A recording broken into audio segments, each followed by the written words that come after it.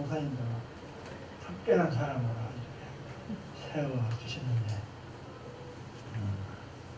사실 여러분이 특별한 분들입니다. 여러분들이 이 자리에 계시기 때문에 오늘 특별 집회입니다. 어떤 분이 그러더라고요. 오늘 비는 안 오지만 예수님이 언제 오시냐? 비 오는 수요일 밤에 왔습니다. 네. 수요일 날 이렇게 많이 오신 것 같아요. 오셔서 같이 말씀 나누게 해서 감사합니다. 잠시 기도하겠습니다. 하나님 아버지 감사합니다. 이 세상에 많은 교회 중에서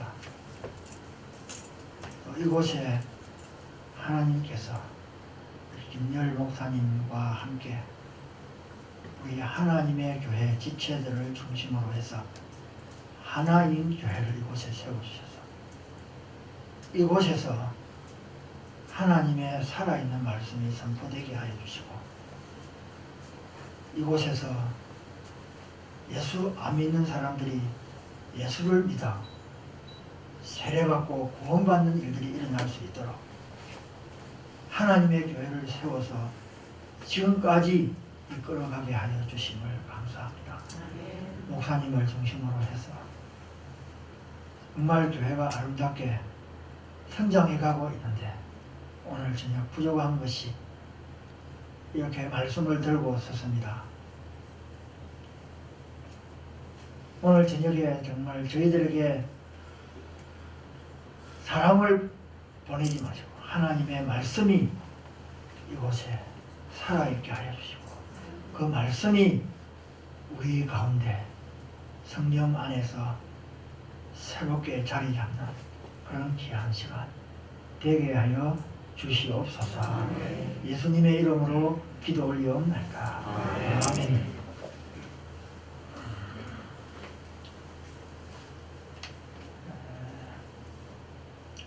성경을 읽다 보면은 여러분들도 아마 보셨을 겁니다만 굉장히 중요한 질문들이 있습니다. 그 질문들 중에서 제 스스로 깨달은 것 중에 중요한 것 3가지를 들으라고 하면 그 첫 번째가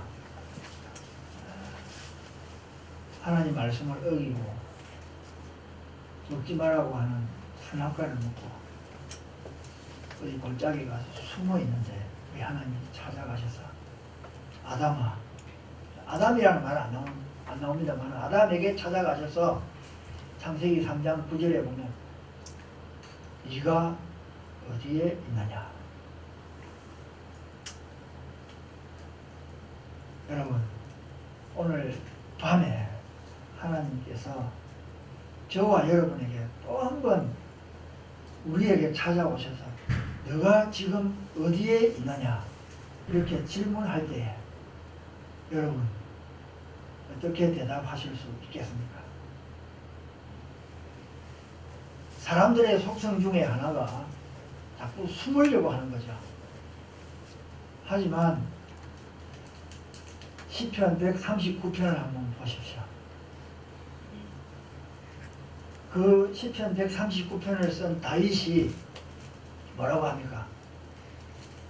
그 안에 보면 내가 어디를 가든지 내가 일어서고 앉고 내가 눕는 것까지 나의 생각까지 다 아시는 하나님.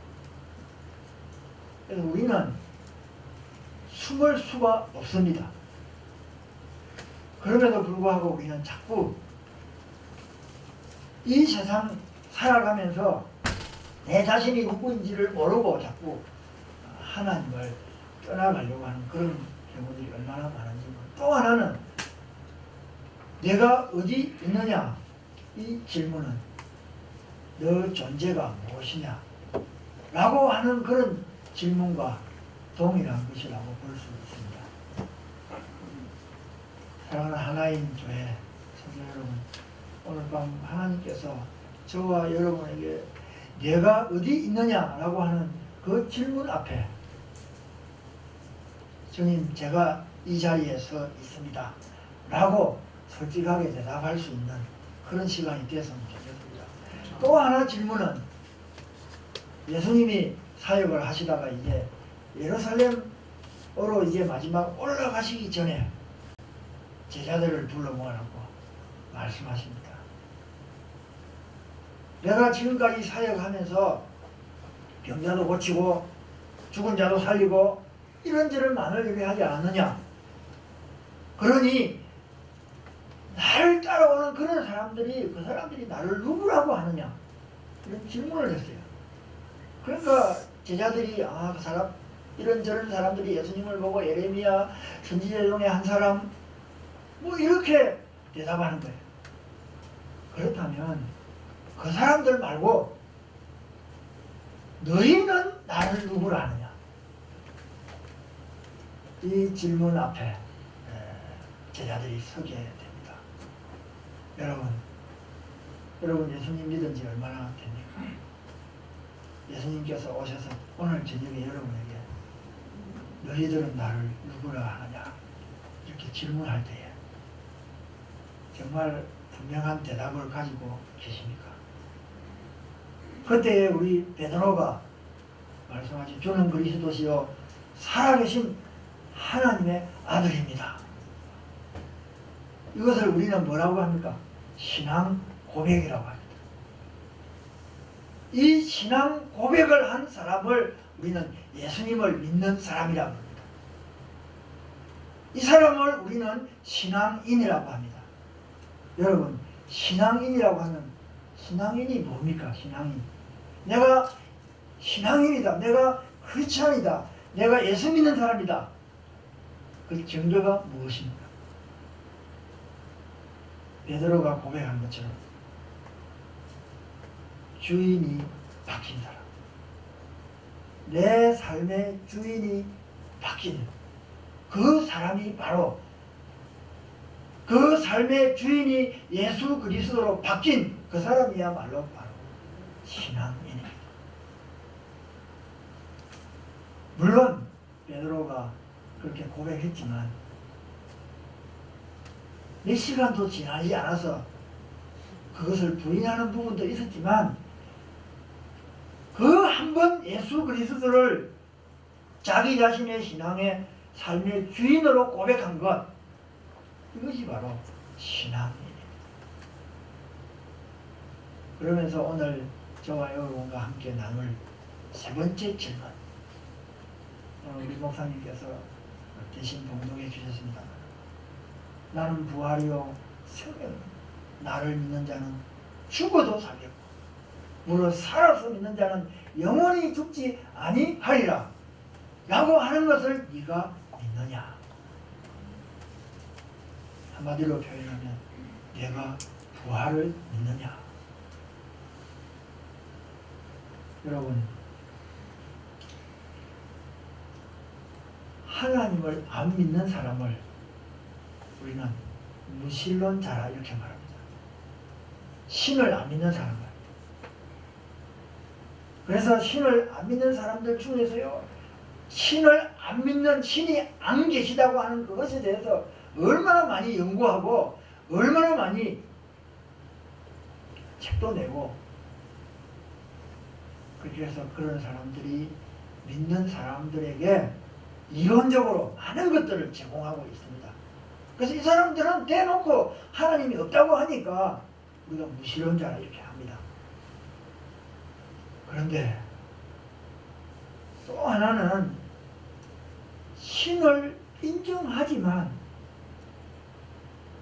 내가 예수님이 살아계시다고 신앙 고백도 하지만 부활이 있다고 내가 믿습니다라고 하지만 실제 생활에 있어서는 마치 신이 존재하지 않는 것처럼 말하고 행동하고 사는 사람들이 있어요.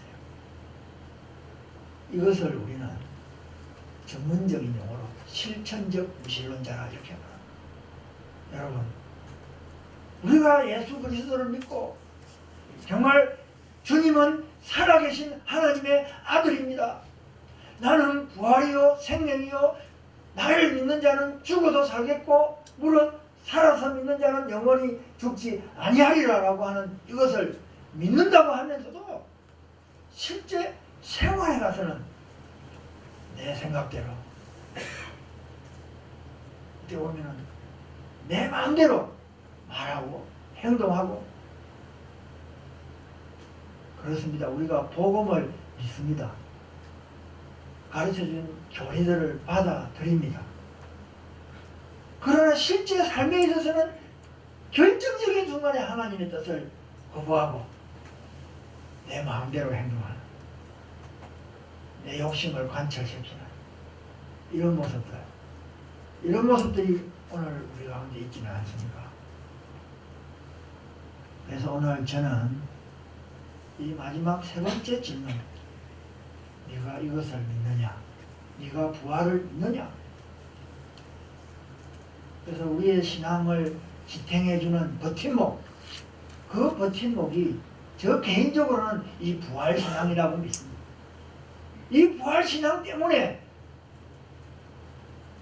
우리가 이 자리에 앉아 계시고 또 수요일에도 이렇게 나오셔서 또 말씀 들으면서 그래도 한번 또 말씀대로 한번 살아보려고 하는 거 아니겠습니까? 그래서 내가 이것을 믿느냐 라고 하는 것을 가지고 오늘 제가 세 가지로 말씀드리려고 합니다. 첫 번째는 이 부활은 현실이라는 거예요. 두 번째는 이 부활의 현실을 내가 한번 살아내는 겁니다. 마지막 세 번째는 부활 신앙은 끝이 졌습니다. 이것을 여러분에게 같이 나누려고 합니다. 사람은요, 좀 잘 되면 교만합니다. 조금 어려워지면 절망합니다. 그래서 이런 말이 있습니다. 자기 자신을 잘 모르고 하나님을 안다고 하는 사람은 자만에 빠질 수 있다. 하나님을 잘 모르고 자기 자신을 안다고 하는 사람은 절망할 수밖에 없다. 제가 만들어낸 말이 아니고요. 파스칼이라고 하는 사람이 한 말입니다. 이걸 풀어서 이야기하면 사람들은요, 조금만 뭐가 잘 되면 그게 자기가 잘 된 줄 알고 교만하고요.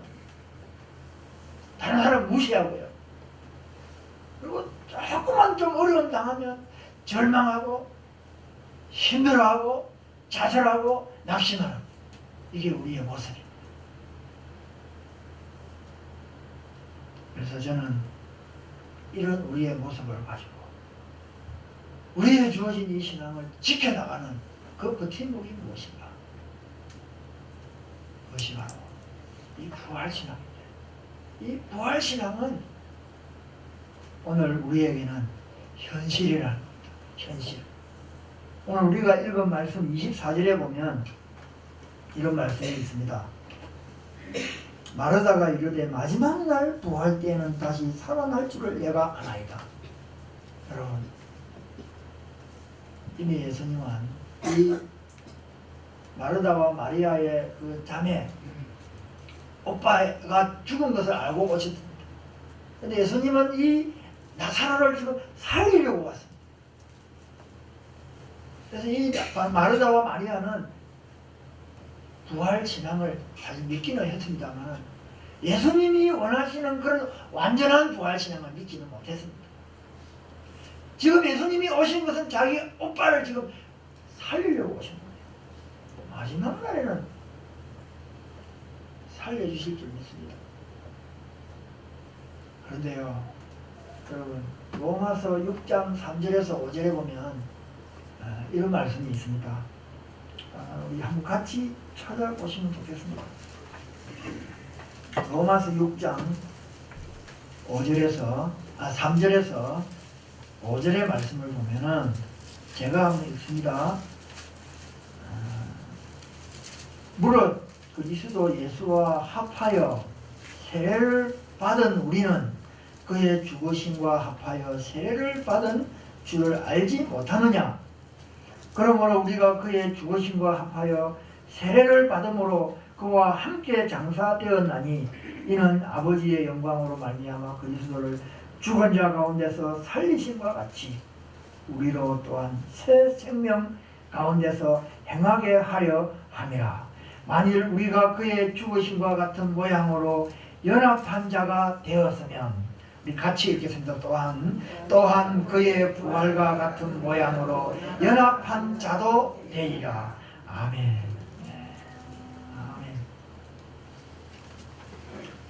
제가 사용하고 있는 세번역 성경에 이렇게 5절에 이렇게 되어 있습니다.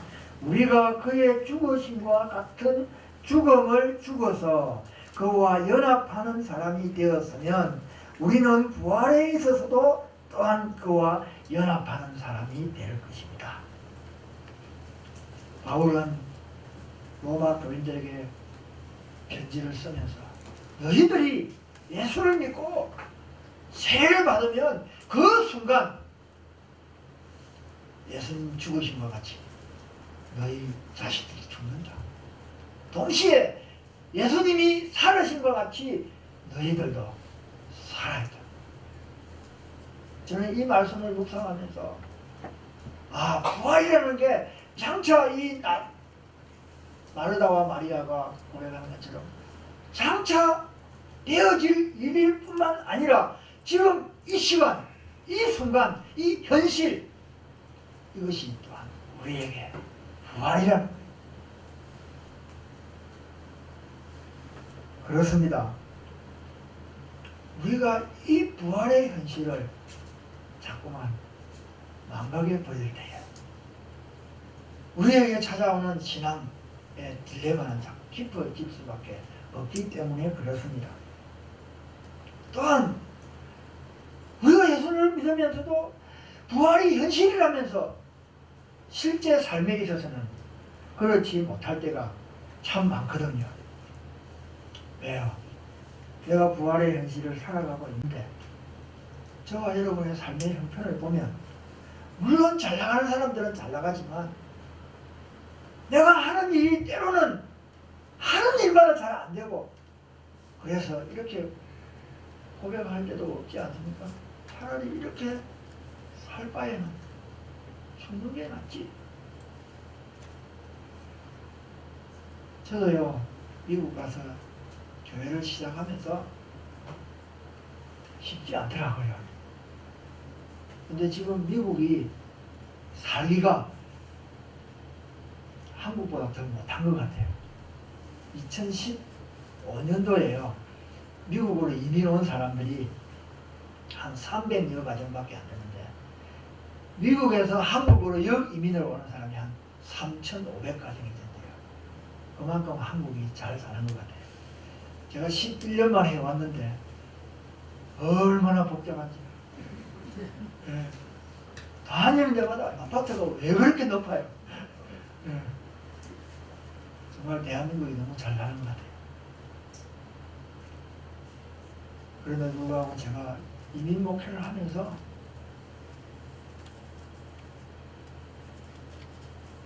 저는 이런 생각을 목회자지만 생각을 했어요. 차라리 이렇게 목회할 바에는 이 목회 그만두는 게 낫지. 이럴 때도 있습니다. 제가 얼마 전에요 저희 아는 사람이 교회를 이전해가지고 이전 감사 예배에 갔는데 어떤 목사님이 오셔서 그 축사를 하면서 이런 말씀을 하더라고요. 코끼리를 울리는 사람이 누구냐? 아무도 못 울리는데 나중에 넥타이 메고 어떤 분이 다 올라가서 코끼리 귀에다가 소곤소곤 하는데 코끼리가 막 울더래요. 그 왜 무슨 말을 했는데 그러냐 그러니까 너 내하고 개척교회 할래?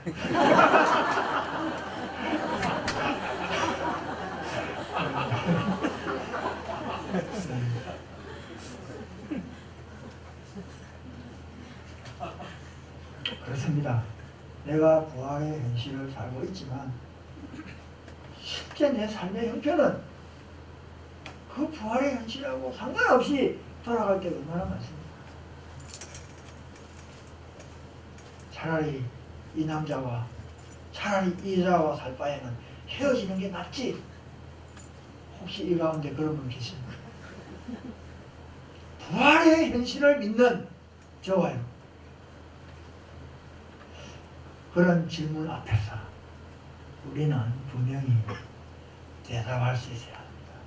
세상으로부터 오는 이러한 무서운 도전들 앞에서 우리는 대답할 수 있어야 됩니다. 왜냐하면 이 부활은 내가 예수님을 믿는다고 하면 그 믿음과 함께 부활도 나의 현실이기 때문에 그렇습니다. 두 번째로는 이 부활의 현실을 차라리 이렇게 살 바에는 죽는 게 낫지 라고 하면은 누가 그것을 예수님 믿는 사람이라고 하겠습니까? 그 부활의 현실을 우리가 살아내야지. 여러분,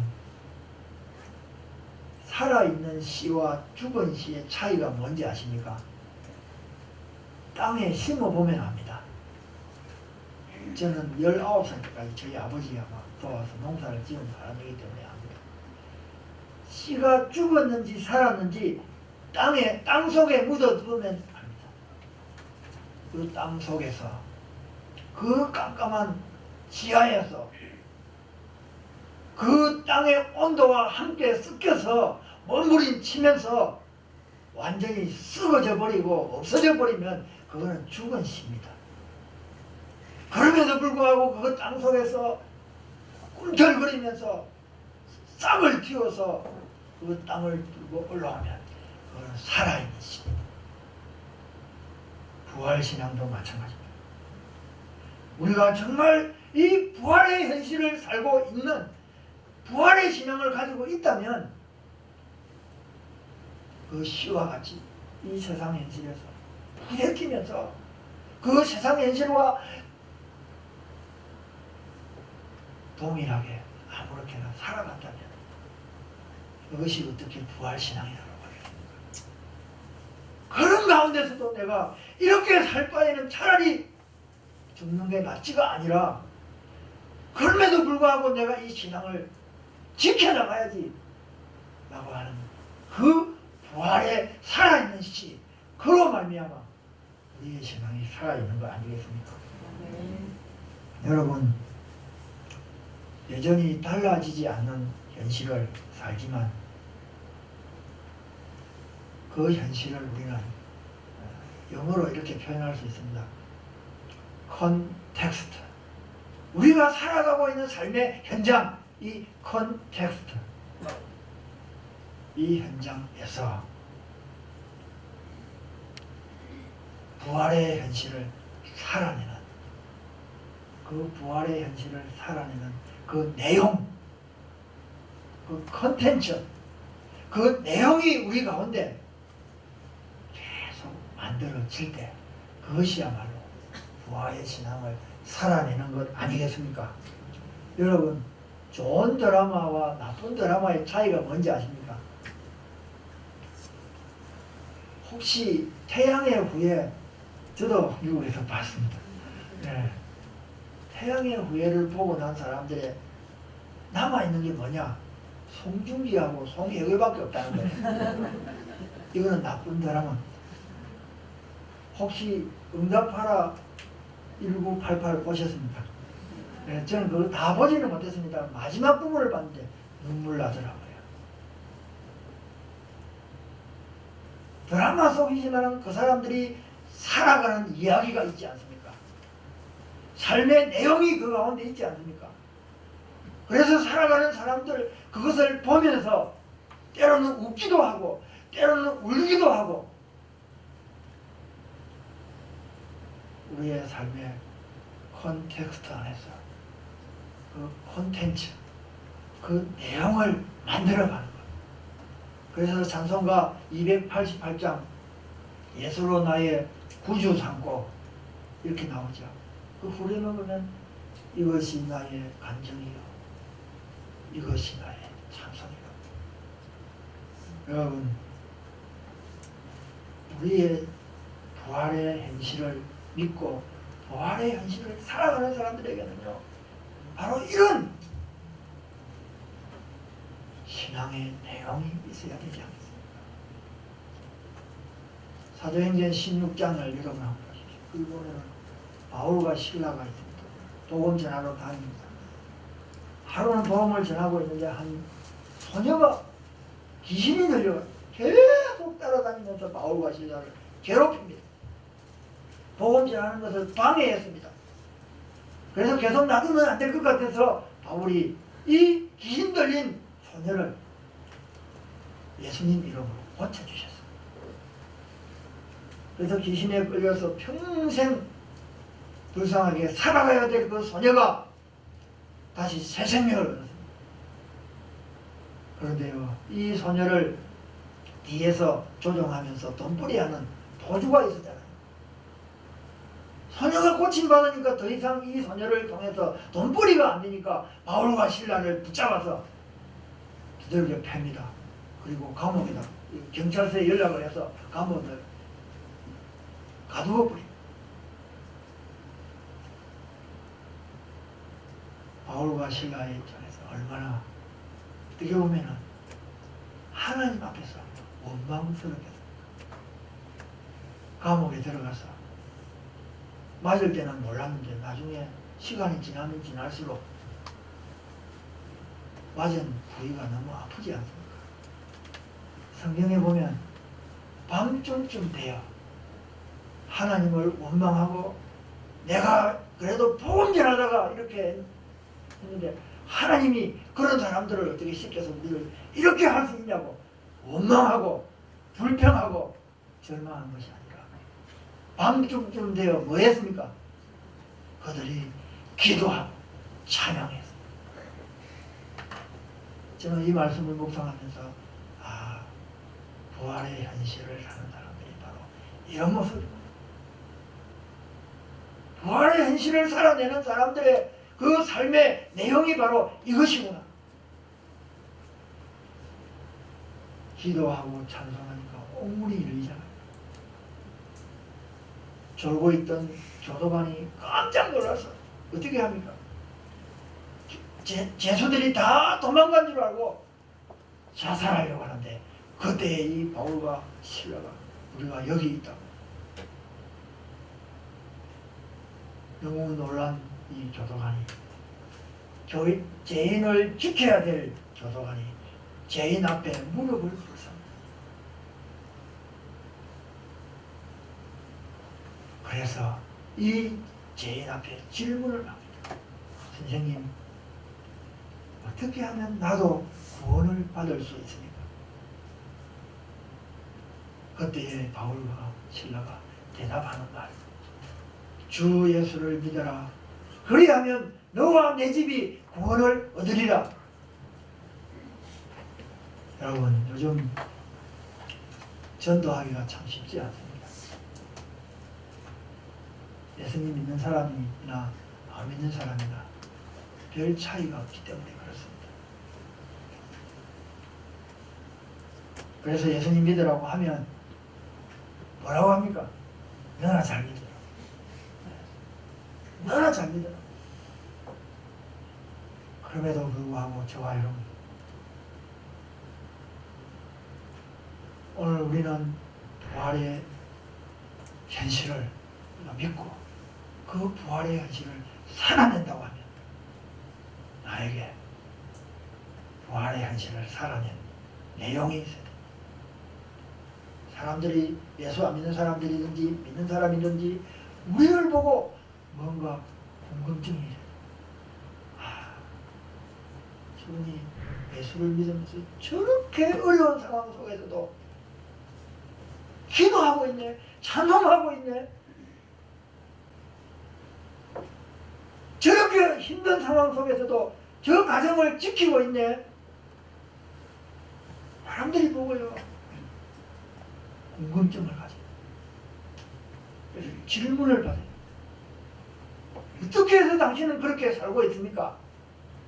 그렇게 말할 때에 이것이 나의 감정이요, 이것이 나의 찬송이라고 고백할 수 있는 그것이 바로 부활의 현실을 살아내는 우리의 신앙의 내용이 아니겠습니까?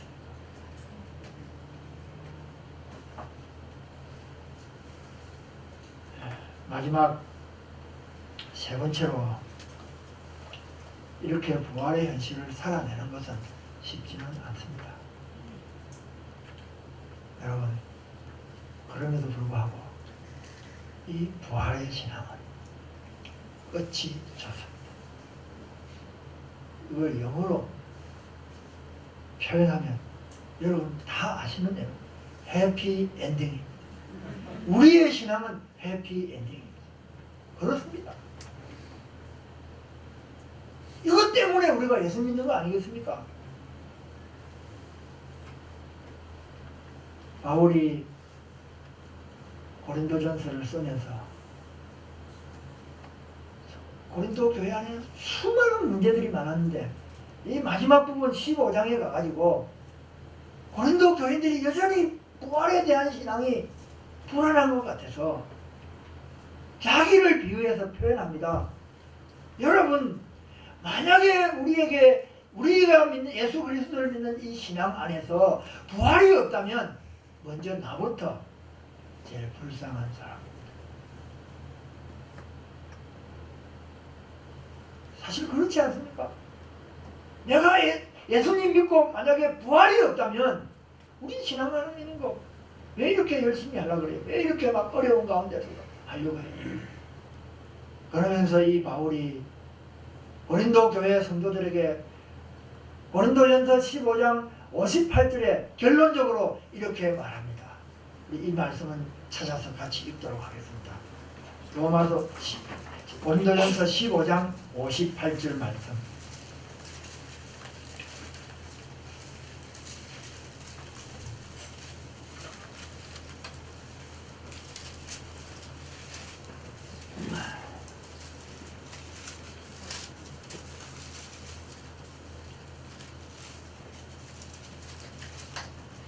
같이 읽겠습니다. 시작.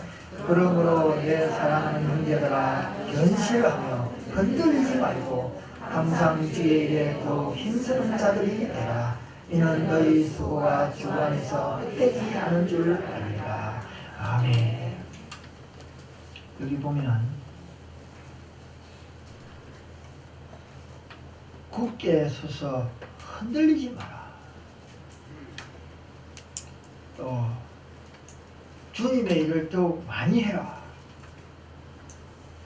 오늘 제가 말씀드리려고 하는 이 말씀의 결론은 그렇습니다. 여러분의 수고가 주 안에서 결코 헛되지 않다는 것. 부활의 신앙은 신앙의 끝은 좋다는 것. 여러분의 수고가 주님 안에서 헛되지 않는다는 것입니다.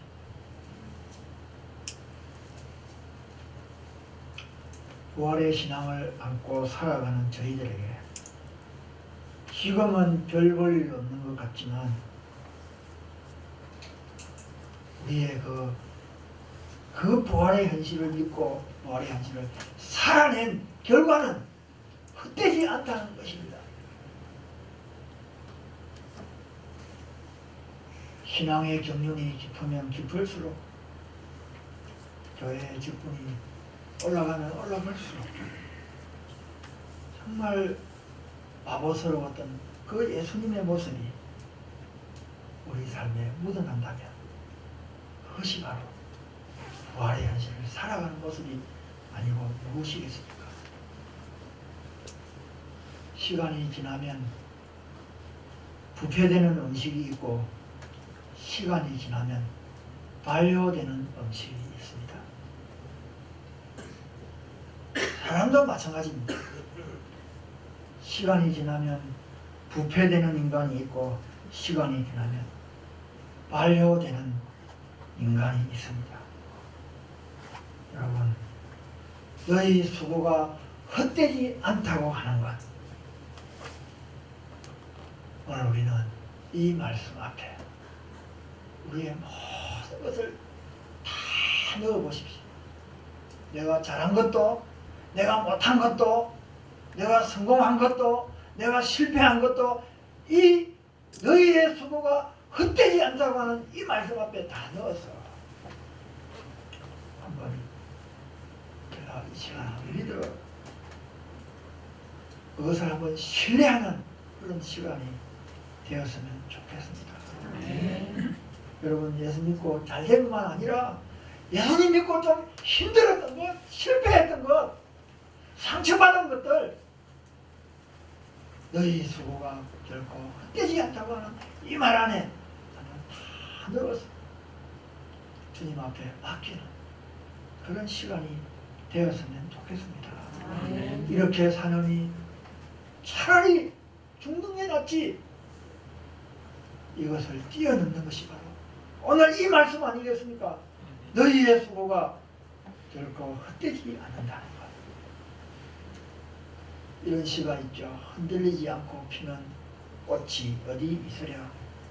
이 세상 그 어떤 아름다운 꽃들도 다 흔들리면서 피나니, 흔들리면서 줄기를 곧게 세웠나니 흔들리지 않고 가는 사람이 어디 있으랴.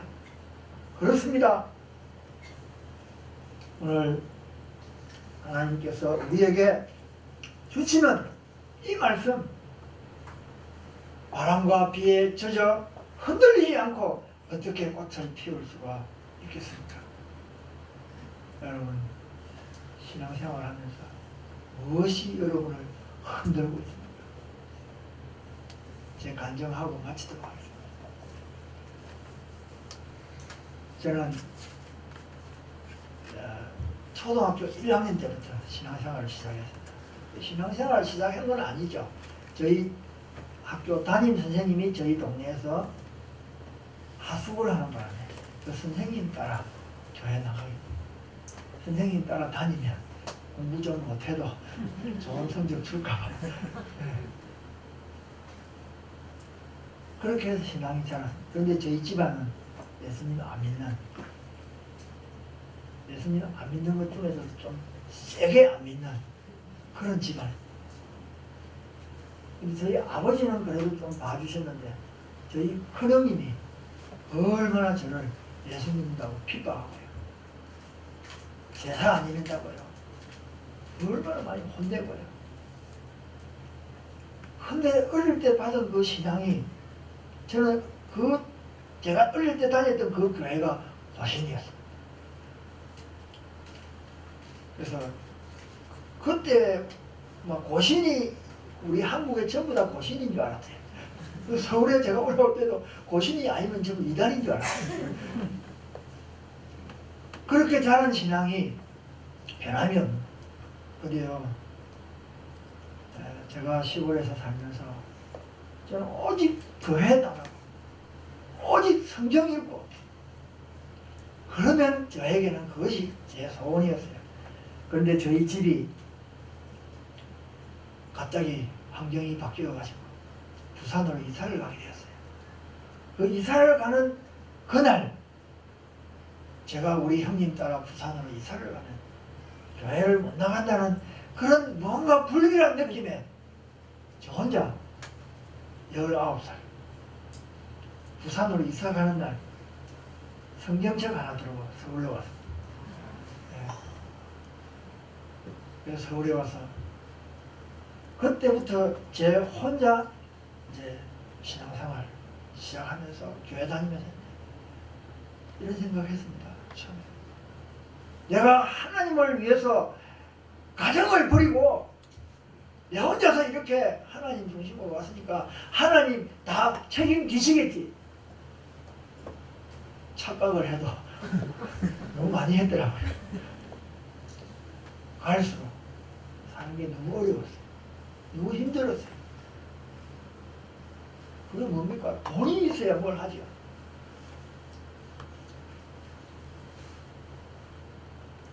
한 달을 이제 먹을 게 없어서 라면을 계속 끓여 먹게 돼요. 1년을 라면을 못 먹었습니다. 얼마나 질렸는지. 하나님이 잘 안 봐주시더라고요. 그래서 흔들렸습니다. 1년, 2년, 3년 만에 제 마음이 흔들렸습니다. 그래서 제가 다시 내가 그래도 하나님 믿는다고 내 혼자서 서울까지 왔는데 살기가 너무너무 힘들었거든요. 그래서 다시 3년 만에 서울 생활을 접고 부산으로 내려가게 됩니다. 부산으로 내려가는데요. 근데 마음이 너무너무 힘든 거예요. 근데 부산으로 내려가는 집에 들어가는 시간을 좀 늦게 맞춰가지고 들어가려고 서울에서 고속버스를 탔는데 그 고속버스가요 가다가 중간에 고장이 나가지고 그래서 승객들이 다 내려가지고 고속버스를 미니가 받으라고 해요. 그런데요 저는 기분이 좋았어요. 차라리 내가 집으로 내려가는 게 너무 힘들었어요. 차라리 이 고속버스가 고장이 나가지고 안 갔으면 좋겠다 이런 마음이었는데 미니가 가요. 그래서 집에 들어가니까 부산부터 12시가 남았어요. 자식이잖아요. 형제잖아요. 3년 만에 돌아오니까 맞아주셨어요. 그런데 집에 들어가는 순간 제가 잘못 왔다는 그런 마음이 확 들어갔어요. 그래서요 제가 어떻게 하면 이 집을 나와야 될까 하다가 한 달 만에 다시 또 서울로 도망왔어요. 처음 할 때는 그래도 한번 봐주었는데 두 번 나오니까요 우리 집안에서요 우리 형제들조차도 다 저를 욕하고요. 그때부터 이제 더 힘든 생활이 시작되었습니다. 그러나 다시 올 때는 결코 내가 흔들리지 아니하리라. 그런데 제가 지금 언제까지 해야 돼요?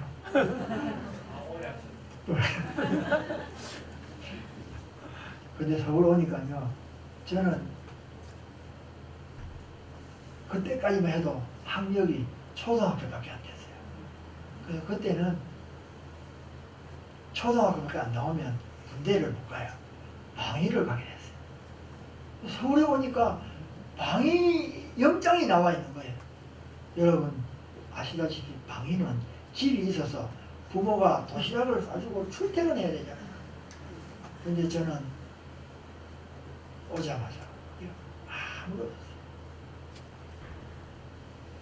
그래서 방위 받는 훈련받으러 가는 날 서울에 있는 어떤 전도사님이 사모님이 그래서 군대 훈련받으러 가니까 소고기 넣고 미역국 끓여주고 그렇게 해서 훈련받았어요. 훈련받으러 가면서 기도했습니다. 하나님 이제 나는 이 훈련받고 훈련 마치면 제가 어디서 근무하느냐에 따라서 제가 형편이 어려워집니다. 근데 하나님이 저를 어떻게 하셨는지 모르겠어요. 나중에 훈련을 다 마치면 각 부대에서 훈련병들 이름을 다 불러서 다 데리고 가더라고요. 근데 제 이름을 안 불러요. 그래서 맨 나중에 이제 한 사람이 오는데 얼마나 독하게 생겼는지 저 사람한테는 안 걸리면서 뺐는데 그 사람이 저 이름을 부르는 거예요. 근데 불려가서 차를 타고 갔는데 그곳이 바로 지금은 이 삼각지 로타리가 없는데 거기에 육군 본부에 갔어요. 나중에 사람들이요 너 그거 어떻게 갔냐 그래. 나도 모른다. 근데 거기 가서요 거기 가서도 마찬가지예요. 거기서도 출퇴근해야 돼요. 그런데 하나님께서요 이상하게 예수님 안 믿는 그 충청도 분이신데 지금도 그분 임종건 장사님이신데요. 지금 제가 와서 한번 만나보고 싶은데 아마 돌아가셨던 것 같아요. 예수님을 안 믿는데 이상하게 저를 불러요. 그래서 저는 집에서 도시락을 안 사왔으니까 먹을 게 없잖아요. 사명식당에 데려가서 상사가 방위한테 밥을 타가지고 가져왔어요. 제가 먹어서 얼마나 눈물 깃겠어요. 그 상사가 타준 밥을 먹고 너무 감사해서 먹고 그 식판을 이렇게 반납하러 갔는데 시사반장이 또 상사예요. 이분 이름도 안 지어봅니다. 오도상이에요. 아, 이분이 밥을 먹고 만나고 하는데 아무 소리도 안 하고요. 내가 했는데 웍하고 발로 저 발등을 까면서요. 방이 이런 말 해도 되는데 방이 새끼가 와서 밥 먹는다.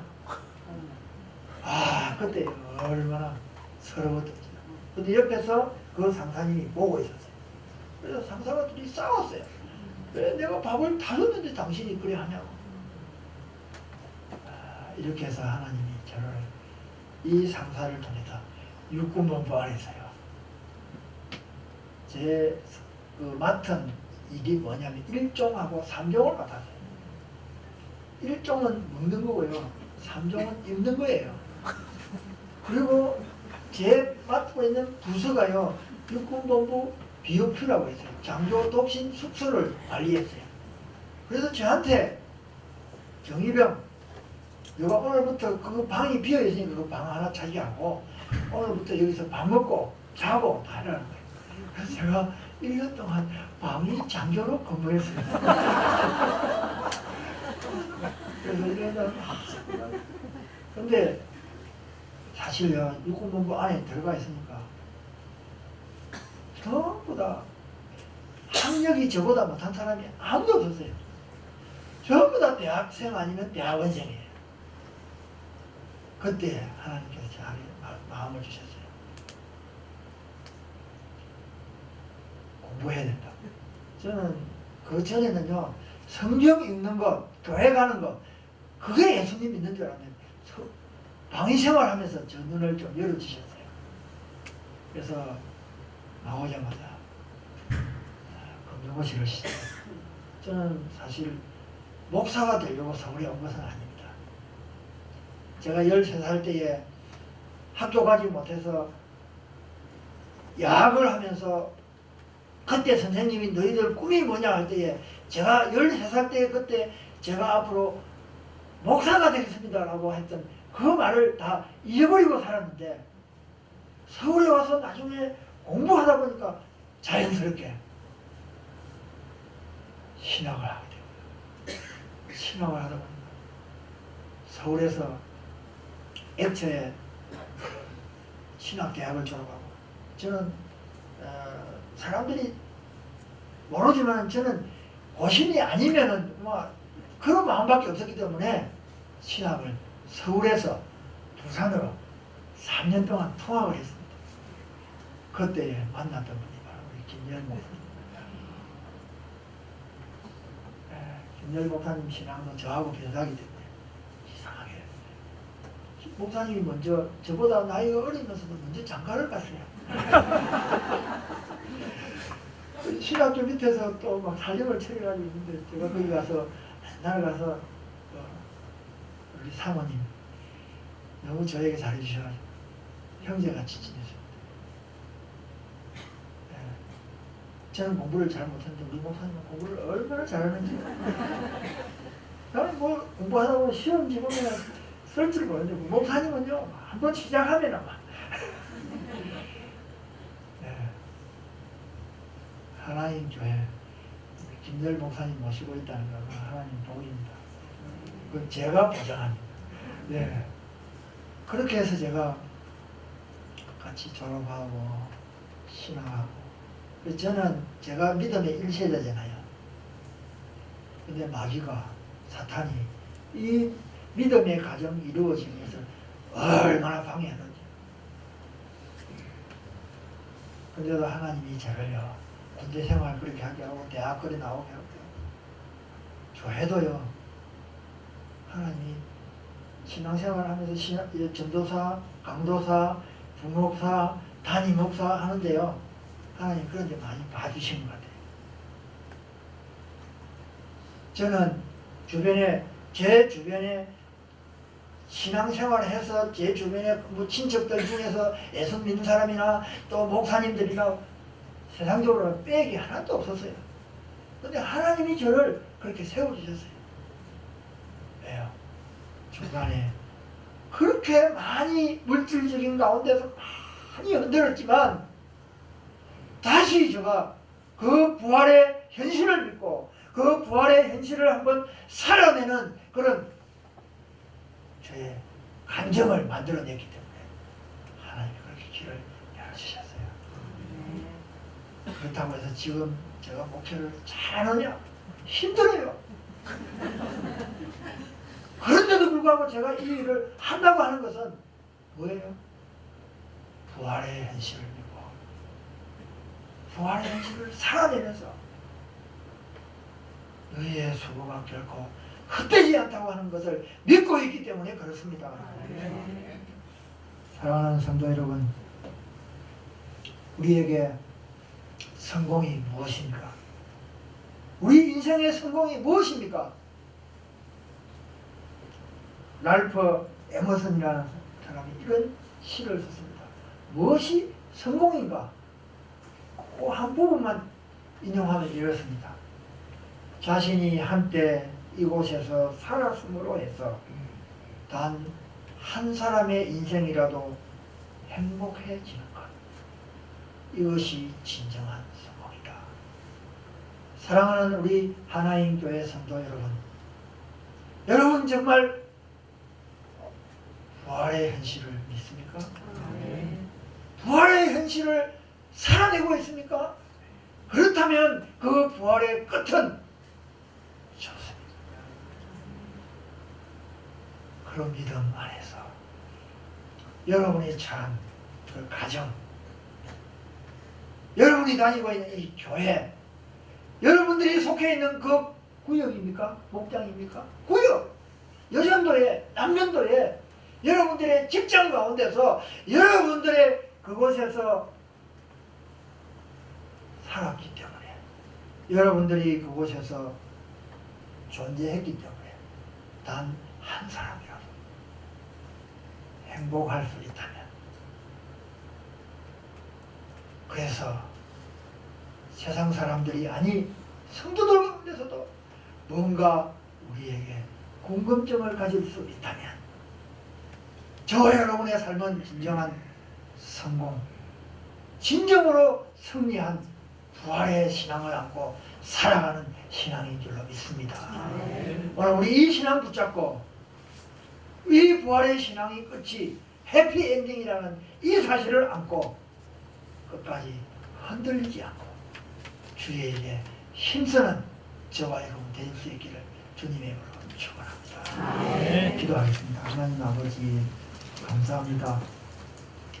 부족한 것이 사실 저도 삶의 현실 속에서 때로는 넘어지고 좌절하지만 오늘 다시 이 말씀 증거하면서 다시 셈을 얻습니다. 오늘 이 말씀을 함께 그런데 집에 들어가는 순간 제가 잘못했다는 그런 마음이 확 들어갔어요. 그래서요, 제가 어떻게 하면 이 집을 나와야 될까 하다가 한 달 만에 다시 또 서울로 도망갔어요. 처음 할 때는 그래도 한 번 봐주었는데 두 번 나오니까요, 우리 집안에서요, 우리 형제들조차도 다 저를 욕하고요. 그때부터 이제 더 힘든 생활이 시작됐어요. 그러나 다시 올 때는 결코 내가 흔들리지 아니하리라. 그런데 제가 지금 언제까지 해야 돼요?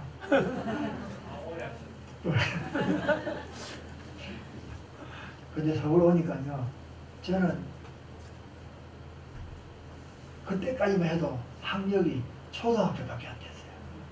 그래서 그때는 초등학교밖에 안 나오면 군대를 못 가요. 방위를 가게 됐어요. 서울에 오니까 방위 영장이 나와 있는 거예요. 여러분 아시다시피 방위는 집이 있어서 부모가 도시락을 싸주고 출퇴근해야 되잖아요. 근데 저는 오자마자 아무것도 없어요.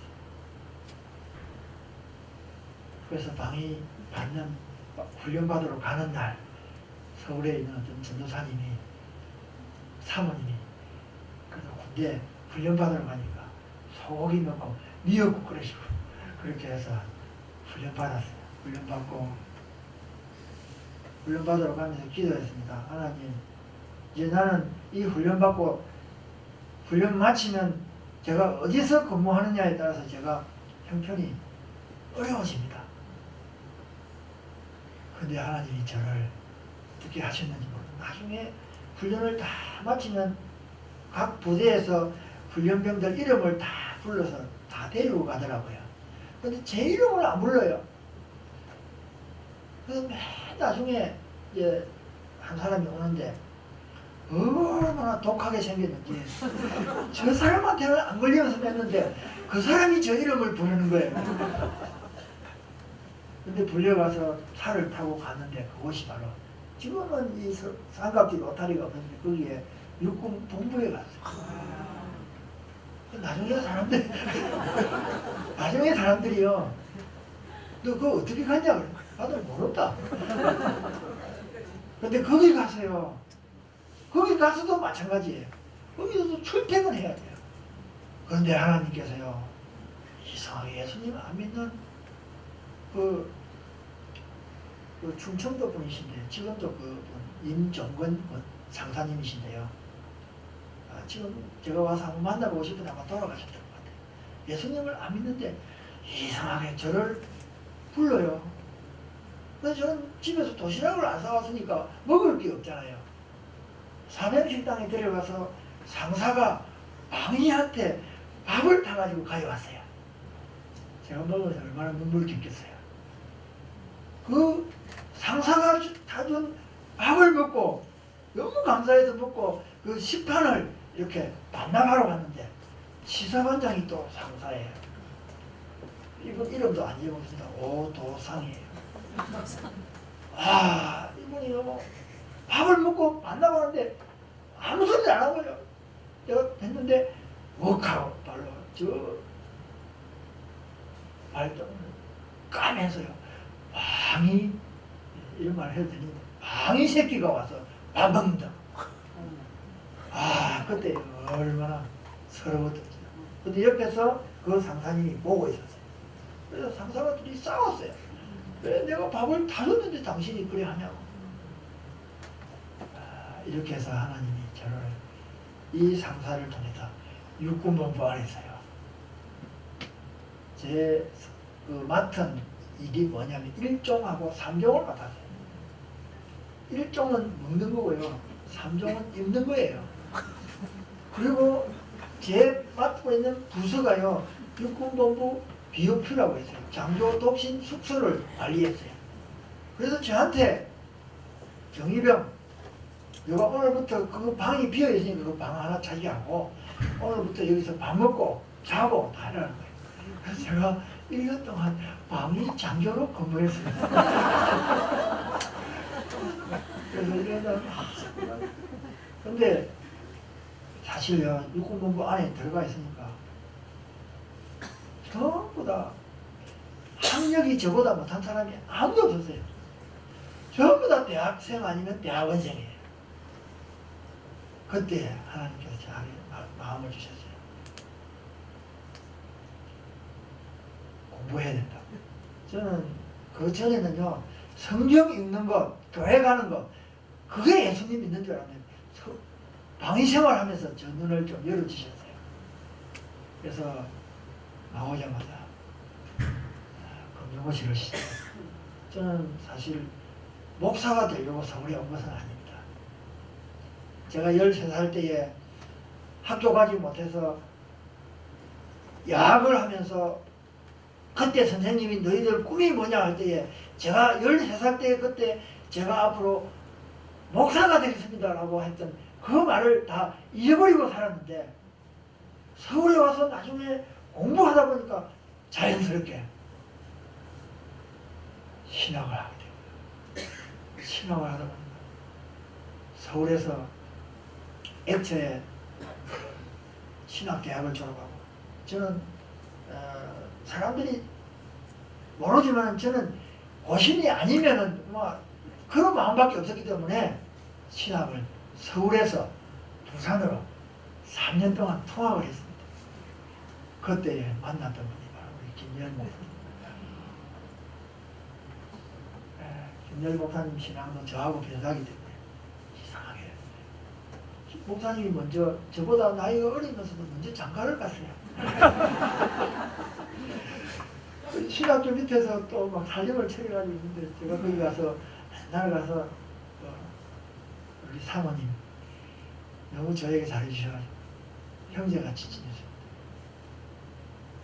네. 저는 공부를 잘 못했는데 우리 목사님은 공부를 얼마나 잘하는지. 나는 뭐 공부하다 보면 시험 지문에 쓸 줄 모르는데 목사님은요 한번 시작하면 아마 네. 하나님 교회 김열 목사님 모시고 있다는 건 하나님 복입니다. 그건 제가 보장합니다. 네. 그렇게 해서 제가 같이 졸업하고 신앙하고 저는 제가 믿음의 1세대잖아요. 근데 마귀가 사탄이 이 믿음의 가정이 이루어지는 것을 얼마나 방해하는지. 근데도 하나님이 저를요 군대 생활 그렇게 하게 하고 대학거리 나오게 하고 교회도요 하나님이 신앙생활 하면서 전도사, 강도사, 부목사, 담임목사 하는데요 하나님 그런 데 많이 봐주신 것 같아요. 저는 제 주변에 신앙생활을 해서 제 주변에 뭐 친척들 중에서 예수 믿는 사람이나 또 목사님들이나 세상적으로 빼기 하나도 없었어요. 근데 하나님이 저를 그렇게 세워주셨어요. 왜요? 중간에 그렇게 많이 물질적인 가운데서 많이 흔들었지만 다시 제가 그 부활의 현실을 믿고 그 부활의 현실을 한번 살아내는 그런 저의 감정을 만들어냈기 때문에 하나님이 그렇게 길을 열어주셨어요. 그렇다고 해서 지금 제가 목회를 잘하느냐? 힘들어요. 그런데도 불구하고 제가 이 일을 한다고 하는 것은 뭐예요? 부활의 현실을 믿고 부활의 현실을 살아내면서 너희의 수고가 결코 헛되지 않다고 하는 것을 믿고 있기 때문에 그렇습니다. 사랑하는 성도 여러분, 우리에게 성공이 무엇입니까? 우리 인생의 성공이 무엇입니까? 랄프 에머슨이라는 사람이 이런 시를 썼습니다. 무엇이 성공인가? 그 한 부분만 인용하면 이렇습니다. 자신이 한때 이곳에서 살았음으로 해서 단 한 사람의 인생이라도 행복해지는 것, 이것이 진정한 성공이다. 사랑하는 우리 하나님 교회 성도 여러분, 여러분 정말 부활의 현실을 믿습니까? 부활의 현실을 살아내고 있습니까? 그렇다면 그 부활의 끝은 좋습니다. 그런 믿음 안에서 여러분이 처한 그 가정,